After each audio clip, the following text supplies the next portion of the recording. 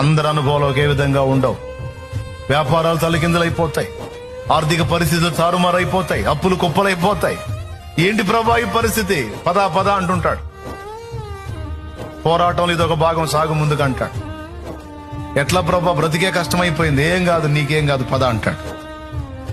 Road పాలయ్యేటట్టున్నాను ప్రభా అంటాడు. అవమానం కలగదు పద, అవమానాన్ని లక్ష్య పెట్టద్దు పద అంటాడు. ఈ అవమానానికి ప్రతిగా బహుమానం ఉంది పద అంటాడు. నమ్మకం కుదిరిద్దా? విశ్వాసం కలిగిద్దా? విశ్వాసం ఉంటుందా? ఊడిద్దా?